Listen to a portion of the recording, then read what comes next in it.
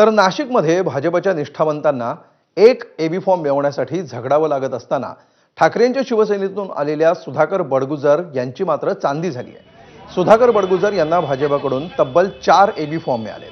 हे AB form Badgujar यांनी पत्नी आणि मुलाच्या उमेदवारीसाठी वापरले। त्यामुळे भाजपच्या माजी नगरसेविका भाग्यश्री डेमसे आणि माजी नगरसेवक मुकेश शहाणे यांचा अर्ज बाद झाला। या संपूर्ण प्रकरणानंतर आता बडगुजर यांच्यावर गंभीर आरोप करण्यात आले। त्यावर भाजपचे नाशिक शहराध्यक्ष सुनील केदार यांनी स्पष्टीकरण दिले। ऐनवेळी झालेल्या गोंधळामध्ये काही एबी फॉर्म गहाळ झाले असा दावा केदार यांनी केलाय। तर आपल्याच पक्षानं एबी फॉर्म आपल्याला दिल्याचं बडगुजर यांचं म्हणणं आहे।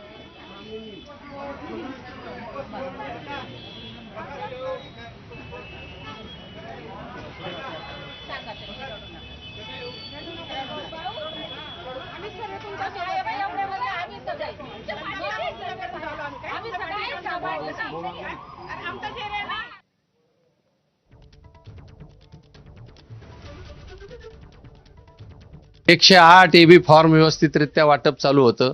आमचे सरचिटणीस होते, काही वकील टीम बसलेली होती आणि 108 झाल्यानंतर उर्वरित काही एबी फॉर्म देण्यावरून थोडा गोंधळ उडाला आणि तो गोंधळ उडाला असताना थोडे काही सह्या केलेले लिहित असलेले फॉर्म काही कोणी घेतले असतील ते माहीत नाही, परंतु त्याच्यामुळे तो गोंधळ उडालेला आहे।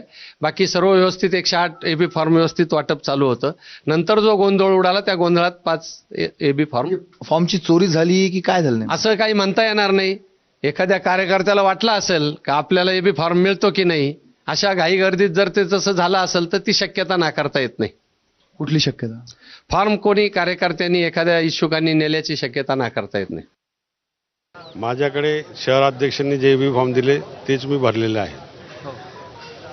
त्यांनी जे दिलेत आता कुठले मी तर पक्षामध्ये नवीन आहे। मला पक्षाने जे शिस्त सांगितलं त्या पद्धतीने मी जिग्रीश भाऊंनी जे सांगितलं त्या पद्धतीने एबी फॉर्म लिहायचं काम चाललेलं होतं। काही एबी फॉर्म दिल्यानंतर जे एबी फॉर्म आलेत ते पक्षाने दिलेले आहेत, अधिकृत दिलेले आहेत, त्यानुसार मी भरलेलं आहे। तर नाशिकमध्ये उमेदवारी न मिळाल्यामुळे